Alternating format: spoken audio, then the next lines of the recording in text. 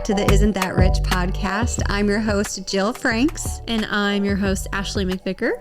Today we are talking about what happens when disaster strikes and are you financially prepared?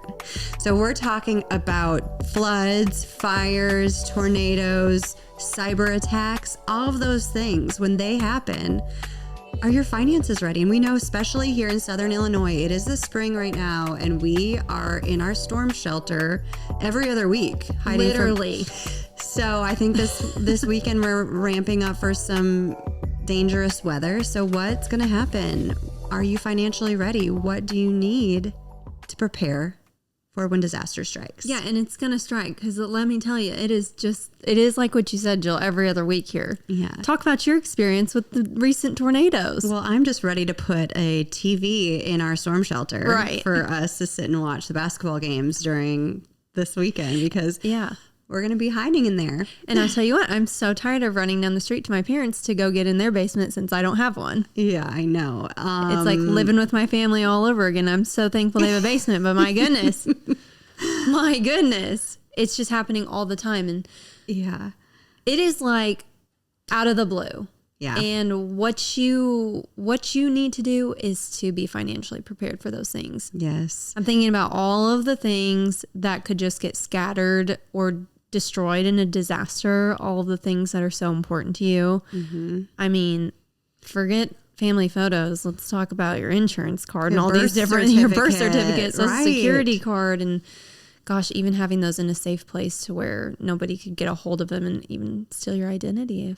Think about it this way too, is when disaster strikes, your entire city is without power. Your bank could be out of power. Mm-hmm. So a lot of times your electronic payments might not work. You might not be able to use your credit card, your debit card. So there are other things you need to think about, such as ways to pay when disaster strikes as well. So we're going to get into it and we're going to tell you exactly what you need to have ready to go when disaster strikes. So first of all, you need to build your financial emergency kit. I always joke so much with Ashley about this because I love to be super prepared in case disaster strikes. She does. Like, I will tell you what you need in your car in case there's a snowstorm, like what you should be traveling around with. Yeah. I also have like a go bag ready to go, but I don't have... She's a fireproof box with all of her everything in it, which I mean, gosh, it's a great idea. So I'm all about this, but I have like a go bag with protein bars and water and that kind of stuff. I don't have my financial emergency kit where it should be. Yeah. So I'm glad we're covering this. And what exactly is a financial emergency kit, Ashley? Like, what do you need in there?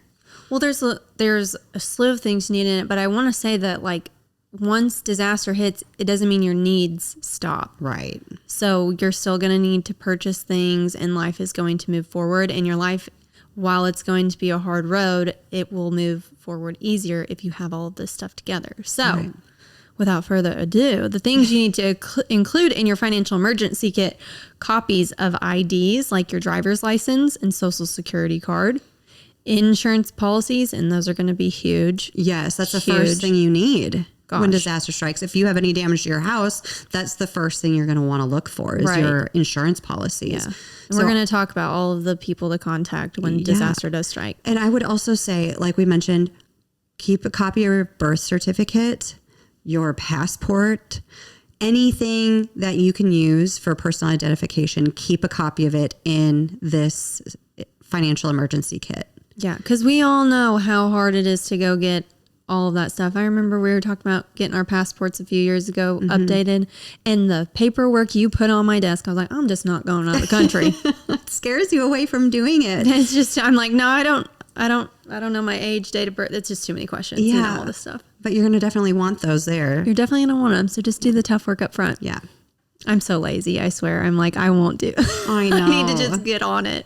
I don't even know if I could tell you where my insurance policy for our home insurance policy is right now, but that's exactly what we would need. In my head, I'm like, Polly has everything. Yeah, like she needed it for my mortgage. So like, I don't know. These podcasts always make me think of all the things I haven't done yet, and so it's just like a good refresher. So I hope it's a good refresher for you guys too. But we're not done with our emergency kit. So you need your ID, all those IDs, insurance policy. What else? Titles to your home and your vehicles if you own those.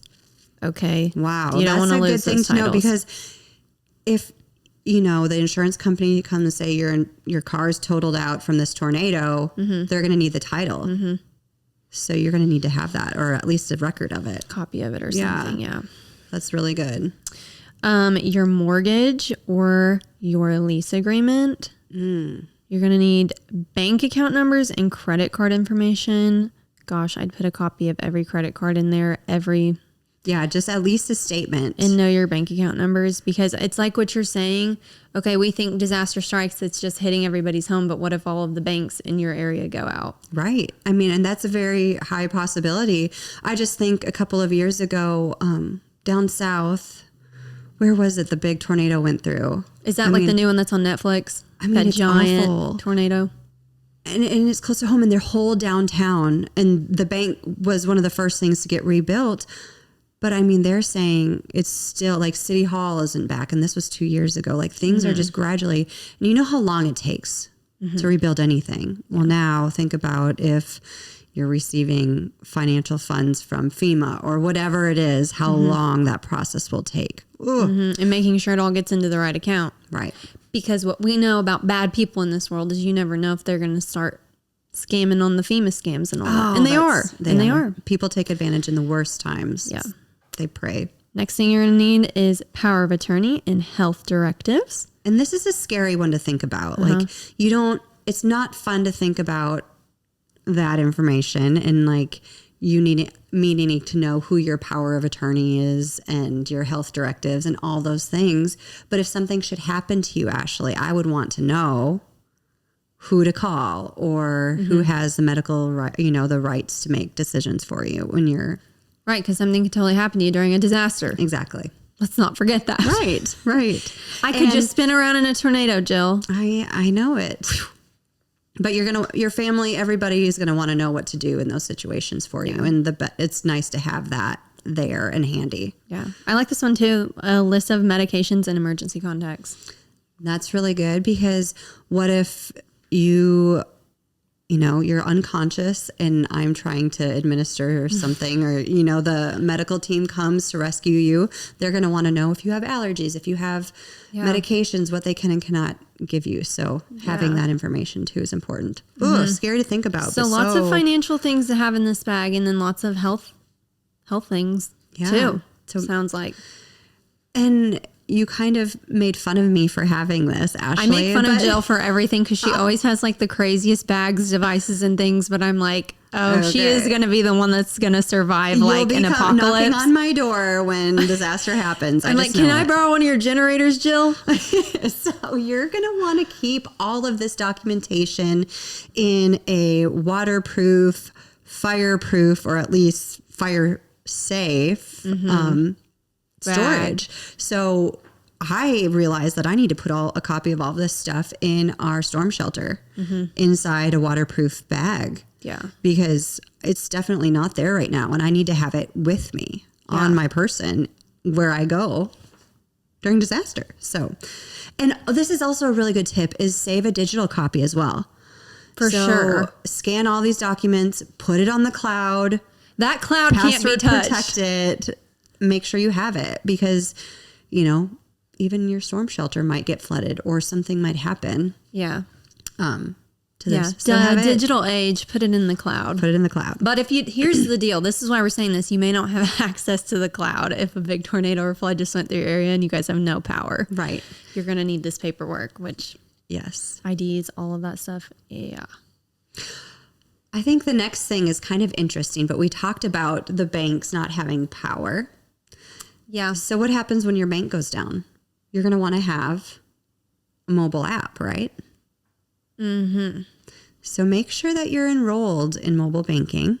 Yeah, I don't know why people still pay like their mortgage and things with a check. And we're going to talk about that when it comes to like being late with those fees and stuff. But get on enroll in auto payments, because if there is a disaster, I don't think the first thing you're going to be thinking about is writing a check. And I'm talking about something I don't know that much about, but I imagine it's not going to be that good for your financial health if you're missing all of these crazy payments. And like I said, we will get to more of that in this conversation, but it kind of is a little Whew, I don't have to worry about that. Well, that's the last thing you want to think about is paying your mortgage or paying your rent. But life goes on for everyone else. And just because disaster struck you doesn't mean that you are out of those obligations. And so making sure that you have access to your bank accounts online, your mobile app, you can see all of your accounts, and that you are auto-enrolled in those payments is important. I even think about, just like you said, moving money or paying these other bills or transferring funds to wherever they need to go. Maybe you're moving somewhere with family and you're transferring funds to them to use, I don't know. There's many different situations, but and gosh, I'm sitting here thinking, I hope you can charge your phone to use your mobile banking app. Yeah. But if you're anything like Jill, you've got a generator. You've got a generator in your... You got a handheld generator. A crank generator, right? You're going to crank in there or wind. Have you seen those power banks where you sit and wind? It's not the solar one, but you've got the crank. I'm sure you've got one, though. I've got one. In her generator collection. Links below. I love this, and my dad will love that I'm saying this, but cash is king. You've got to have cash in this bag. Oh, my goodness. Don't take it from this bag. I know if you want to go shopping one day and you're like, I know I've got some money in my emergency bag and tornado season's over. You just never know what can happen. Gosh, keep some cash in this bag. You need some cash gas, on hand. food, because like we said, your needs don't stop and you're going to get hungry. No, that's exactly right. The ATMs might be down. You might not be able to get cash anywhere. And think about it, when power's down, they're not going to be able to charge credit cards. So you go to the grocery store and they're only accepting cash. And hey, chances are they've run out of small bills. So make sure that you have some small bills as your cash. So carry some 5s, some singles, some 10s, 20s. I wouldn't pack a whole bunch of hundreds in that cash stash. I would put some smaller bills. So you just need to buy a gallon of gas for your generator. That generator. Yeah. It's what you're going to want to use. Yep. Keep cash on hand, man. That's a big one because lots of people don't carry cash anymore. I don't. I know our old buddy Jared doesn't. No, that's for sure. Yeah. But guess who does, folks? Ashley McVicker. Yep. Love cash. Cash is king. So what happens? The tornado has hit Southern Illinois. Multiple tornadoes. Gosh. Let's talk about what actually happens. What we've seen firsthand.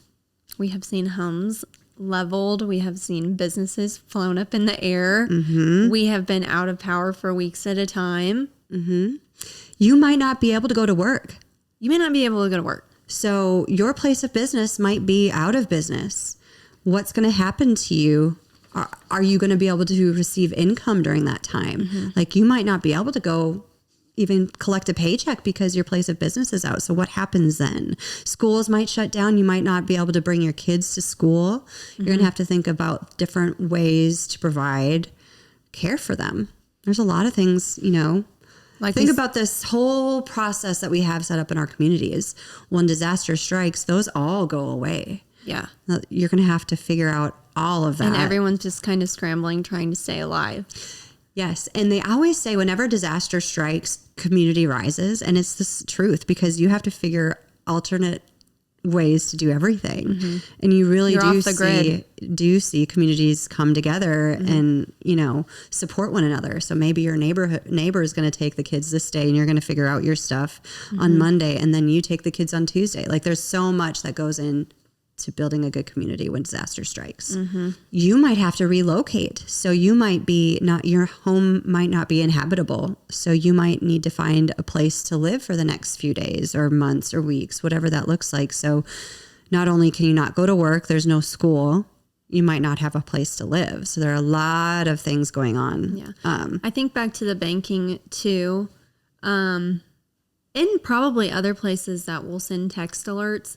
I know sometimes they feel annoying when you're first signing up for things, but that's a good way to stay in contact and know what's going on with businesses, banks, stuff like that. So if you're not signed up for text alerts on anything or email alerts, at least I would probably say email alerts are more important because you can always get into your email somewhere, even if your phone is dead. That's so Gosh, true. I'm thinking about all these. Where are you going to get on the computer? I know. But at least you're getting the alerts somehow. Right. Exactly. That's so true. The text alerts is a good thing to sign up for. We actually have those. So yeah, we do. Excited about that. But yeah, if you are relocated, think about you might be having to pay for hotels, gas, food, all these different things.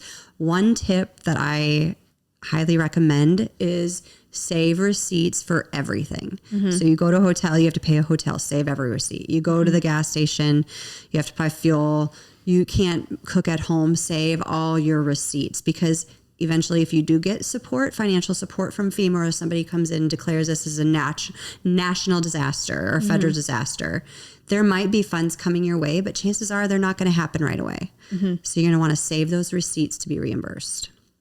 Yeah, and you never know if they do need receipts to be reimbursed. Yeah. I don't know. All of those places, government agencies got to have all that documentation. Yeah. So now you've found a place to stay. You're at a hotel. You're getting supported by your community.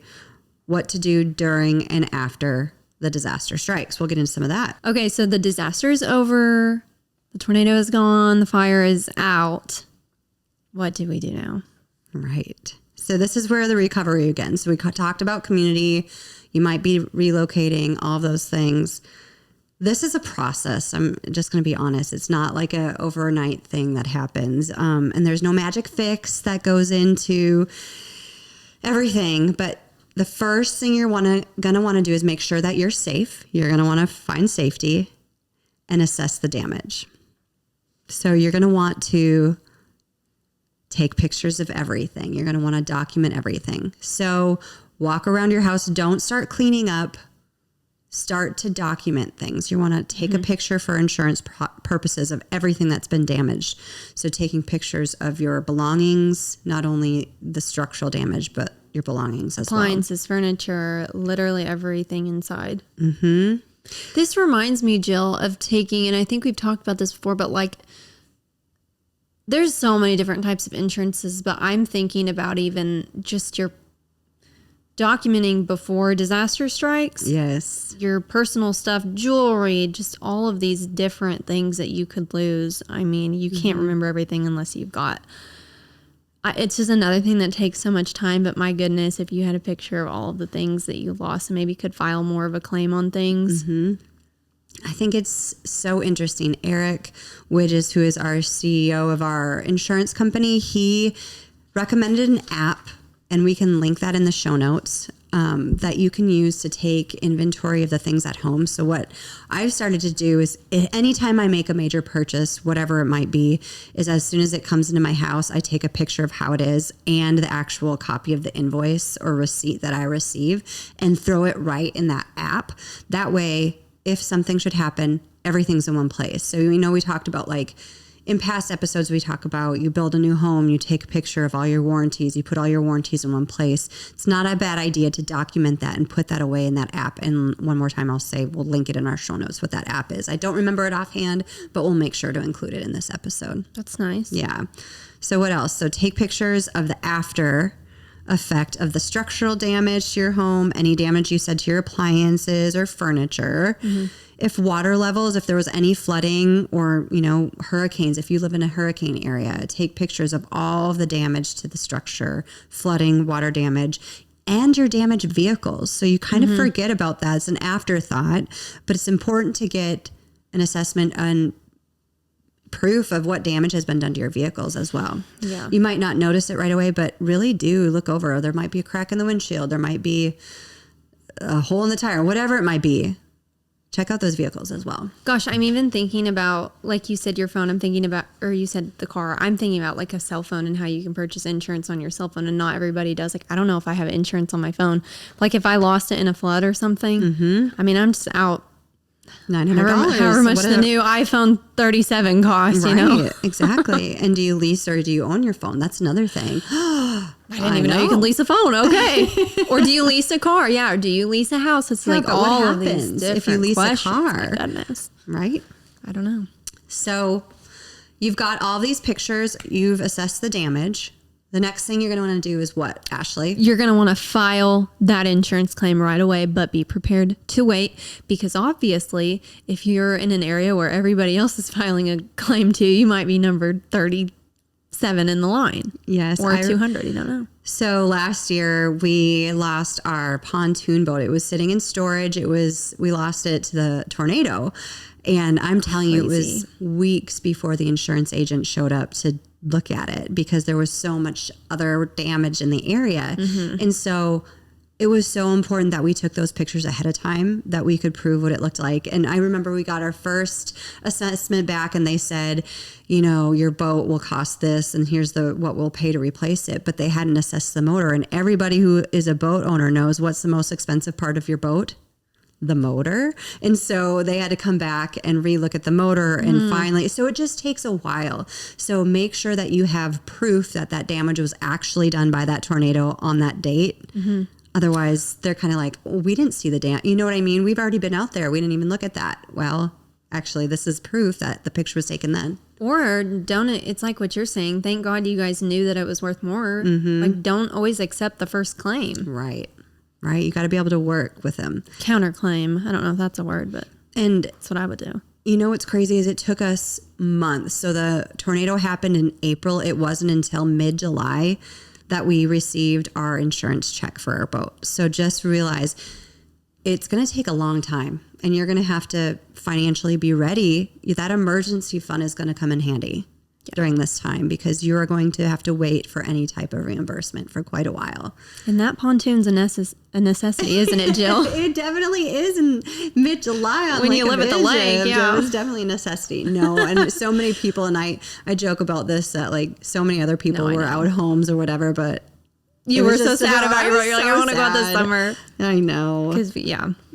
Yep. So just be prepared for that wait. Yeah. And I think this is a great point to interject. I feel like no one knows their insurance agent. Like you should know your insurance agent and have their number in your phone so that you can call them and say, hey, I am filing this claim. And I'm first. Here's another thing with your insurance. When was the last time you looked at your policy? I don't remember the last time I looked at my policy to see what was covered. Yeah. Me neither. Look at it right now. Before the tornado season starts. Look at your insurance policy and see what you actually need. Is flooding included? Did you need a rider for that earthquake, that's going to happen? You need to make sure. Are the things inside of your house covered? Exactly. It's time to reevaluate. Yeah. We have an episode on that. I think it's called the ABCs of insurance. And so it's like, it's just what you're saying. Maybe you think you have home insurance. You think that covers everything, but maybe nothing inside of the house is actually covered. Those $2 million diamonds I was talking about, those may not be covered in your insurance policy. And gosh, I'd want those to be covered. Right. And that kind of leads us to this part. It says some policies include the additional living expenses coverage for disaster. Make sure that you know what that covers. So if disaster strikes, what are the additional living expenses that the insurance covers? Do they have to be paid ahead of time? Are you going to be reimbursed? So this is where I'm talking about like your hotel stay or your rental car. Your car's, damaged. Are you going to have those, pay those costs up front and then being reimbursed by your insurance company? Or do they give you a check up front and you gradually can use that? So make sure you know ahead of time. So we've been talking about this insurance claim. And like I said earlier, maybe that money, like you said, it didn't come until months later. Right. And that's just your boat. I'm thinking about if my entire life got wiped out, I would hope I had a little bit of extra funds on hand. Maybe I don't have access to my bank once again, but keeping cash on hand is crucial. Yeah, cash is king. So crucial. So after you take your insurance claims or you file your insurance claims, your assessor is going to come out. You've got that scheduled. What are you going to do next, Ashley?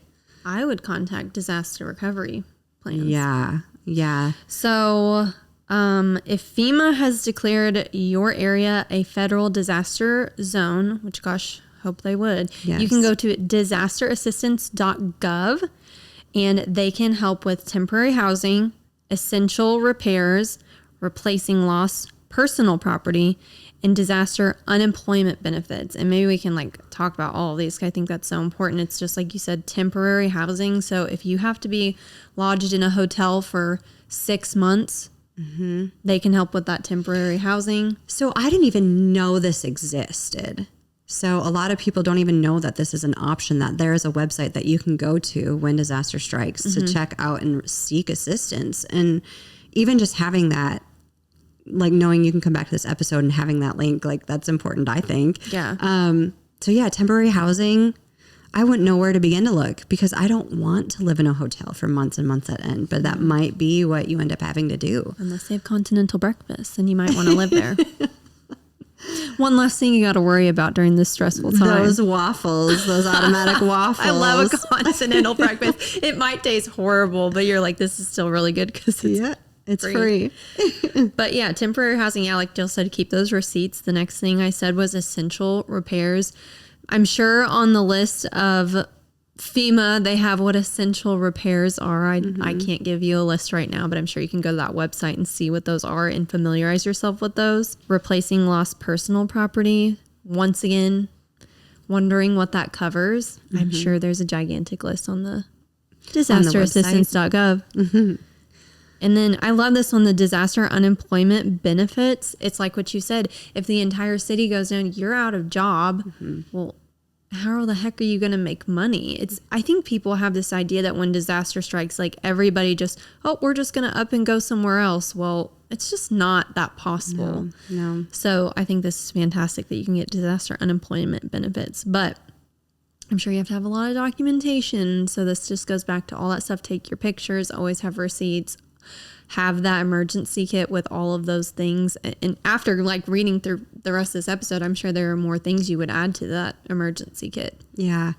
And this is the assistance that you have to apply for. So it's not always given. So just be ready for that. And it takes time, just like your insurance policy. Disaster relief takes time. It might not be right away and you might not receive it. So you just have to be willing to go through the steps and the process to get it. But be patient and be prepared to do that. And now you have that website and you know. The next thing you're going to do is contact your bank and your lenders. So we mentioned before, you might not be able to pay your mortgage payment, but life goes on. If the mortgage company doesn't know that your house was wiped out by a tornado, you need to be in contact with them. Let them know. Work with your mortgage team, your lender, your bank, and they'll be more than willing to work with you. You just have to be in communication with them. Who else do you need to call? Well, I'm thinking about the bank thing too. You may have a mortgage in a different state or a city further away. Like you may be a follower of ours and love Farmers State Bank so much, but you may live in Chicago. Right. And then if disaster strikes Chicago, we wouldn't know. You got to tell us, we may not know. So, and a lot of times your bank might sell your mortgage to the secondary market. And so they might not actually service your loan anymore, but you have to stay in contact with your lender. Definitely. Yeah. You're going to want to contact auto lenders. Once again, they may not know. Yeah. Student loan services. That's a good one. Oh, and I think about the interest on some of these student loan payments that if you miss a payment, gosh, it's 19% or whatever. So just contacting all of these services. Credit card companies, same thing. Yeah. Any lender that you're in debt to, you're going to want to call them. Credit cards, student loans, car loans, mortgage. I would put all of these back in my emergency kit. Yeah. Just so I remember, because you're just going to be so frazzled. You're like, whatever, my student loans, just whatever. they're not saying whatever. They're not going away. They're like, you didn't pay, Jill. And when you contact these people, these are the things you're going to want to ask for. Explain to them what happened. You were in a tornado, fire, whatever it was. Ask for payment deferment. So deferring your payments until you're back employed or you start receiving the unemployment funds or whatever that looks like. You're going to want to have them waive your late fees and tell them about the disaster relief programs that you've applied for. So, okay, that's good. Yeah. It's really important. Payment deferment, late fee waivers, disaster relief program. Love that. Yeah. And if your bank branch is damaged or closed, do not panic. That's right. If you're enrolled in all that mobile banking and all those auto pays, you'll be okay for the most part. Yeah. And if something happens to your bank branch, if the tornado wipes it out, your money is safe. Yeah. People kind of freak out about what happens to the, my money if the institution goes. Nowadays, it's not like the bank keeps much cash on hand. Your money is still in your account. Everything is safe and it's insured 100% by the FDIC. So FDIC insurance. Yes. Yes. And we have a whole episode on that you can refer to as well. Yeah. I think this is a great point. Like, just double check all of your contact information is up to date on literally everything, but especially your bank accounts. And I'm even thinking about beneficiaries. Like, make sure you have beneficiaries on your account. If something does happen to you during a disaster and unfortunately you pass away, you want to make sure that those funds are going to the people that you want them to go to. Definitely. And this is another thing. You might need to call them and tell them your new or temporary housing situation as well. So say you typically receive your bank statements at your address. Well, you're really relocated for a specific amount of time. Make sure that you give them your forwarding address in case anything important gets sent out. Make sure that they have that information as well. I love this kind of moving into like knowing that recovery like takes time and that all of these processes are happening. There's just a lot going on. And so I love this piece of advice. It's like, just don't make any big financial decisions or purchases while you're going through this. That seems like an obvious, but gosh, if you're an emotional shopper or something, maybe, you know what I'm saying? Like, just don't make any big purchases. Don't do anything that would affect your credit. Just hold on. Yeah. Take your time. Be patient. You want to make sure that you have safe housing, safety, access to funds, all of those things. That you're safe, like you just said. Yeah. And just making sure everything that you have is protected, because it's like we said earlier, you never know who's going to take, and it does happen. People take advantage of people in downcast situations. They just do. You're going to want to really prioritize your health. I don't want to forget about, this is a really emotional time. When you lose everything, it's emotional. I'm thinking about the fires that happened in LA and all these other things that are going on. What an emotional time for people. Just remember that it's not only financially covering, it's also you. There's some disaster distress helpline that's available too. So if you need somebody to call to talk to when all this is going on, it's 1-800-985-5990. I feel like that's an important thing to include in here when we're talking about disaster relief. For sure. Yeah. I remember before 2 weeks ago or a week ago, we were like major tornadoes here and watches and warnings. And like, I just built my house. Like I love my home. It's like, I've worked so hard on it. Like I have this very emotional tie to it. And before I went to my parents' basement, I was like, buy home. I was really like, what? Well, I would be so devastated if something happened to this place. Like I would be devastated. Yeah. So sad. So it's terrible. Gosh, and that's just like me living there, but families that have just lost their family homes that they've had for 25 years be devastating. So yeah, it's hard. There's a hotline to help. That's right. This is the short-term solutions, things that we've just talked about. So you're going to want to make a long-term plan as well. So here's some things as the dust settles that you need to do. Just keep things moving on your road to recovery. So you're going to want to work with your insurance adjuster. You're going to want to be in constant contact with them. You're going to want to talk to a nonprofit credit counselor should you need that. So if your home is gone and you spoke with your mortgage lender, you're going to want to talk to somebody long-term who's going to help you through those situations. You might want to reach out to your financial advisor. Maybe it's time you stop investing for a while and you use all of that. You stop sending money automatically to your 401k, whatever that looks like for you. Talk to a financial advisor and see what the best path is for you long-term. And then work with your banker as well. So not only your mortgage lender, but your actual personal banker. Yeah. And then of course, like long-term, making plans to repair your home, rebuild your home, buy a new home, replace lost items, restore your emergency fund. I think that's huge. Yeah. And that's why we tell everybody you need to fund an emergency fund, because it's times like this you can pull from that. And then when you're back on your feet, start to refund that, because we've had back-to-back tornadoes. I mean, you just never know you just never know. And that's the whole point of this episode. You just don't know. Nope. Be prepared for anything, for sure. Yeah. So long term, you're going to want to take those steps, right? Work with those 4 people to get yourself back on your feet as you start to rebuild slowly. Yeah. We covered a lot today with this episode. I feel like there's a lot to think about, a lot you can do ahead of time, but also things to think about should disaster strike. Yeah. I'm going to give our little checklist recap so everybody can have it. And so the first thing is build your financial emergency kit. Remember, it's those IDs, it's those insurance papers, it's all of those things plus a little cash. Set up online and mobile banking so you're always in contact and always have access to your bank account in case something happens to the physical locations. Keep some small cash on hand. I already talked about that. Review your insurance and know what it doesn't cover before disaster happens, and see if you can get some policies in place that do cover the things that maybe could happen in your area. For us, it's literally everything. Yeah. We've got hurricanes. Gosh. No. I feel like we were in a hurricane all last week. It was like 70 mile an hour winds. Insane. Yeah. Yeah. We have every season and we have every disaster that can happen. Yeah. We have Welcome. inland hurricanes. Did you know that was a thing? Did you also know that we have the most deadly animals too, with the spiders and the snakes? I mean, I thought that was in Australia, but wow, good to know. Thanks, Jill. Yep. So glad to hear that. Because they're my favorite, you know. Oh, so, okay. Yeah. Next is to make a home inventory. Ensure, check out all the things that's in your home. Take pictures of things, those $2 million worth of diamonds, all the things. I just like to make big statements about, You'll remember it better. You know what I mean? You know, if you've got... People have expensive things. You don't want to lose it.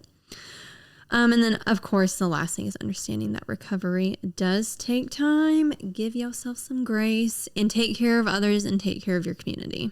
Absolutely. Well, this conversation has been enlightening for me. Like, I feel like I have a lot of work to do, especially with bad weather coming this weekend. Oh, we have more bad weather coming. So Great. I'm going to get my financial emergency kit together. Yeah. This is just nice to know, to get myself into a headspace, to be able to help others and know the steps to take. Because it's like we keep repeating, you never know when it's going to happen, and better to just be prepared and know that you've put some things in place to protect yourself and your family and your finances before, because it can just get insane. Yeah. And I'm sure people that have gone through major disasters would absolutely say the same. Absolutely. Yeah. Well, we hope you have gotten a lot out of this episode, and I've enjoyed the conversation, and we will see you next week. So, Jill, where do we go from here? Be sure to check out our show notes for this episode, and also be sure to follow us on social media and subscribe to our newsletter. And we'll see you next week. See you next week.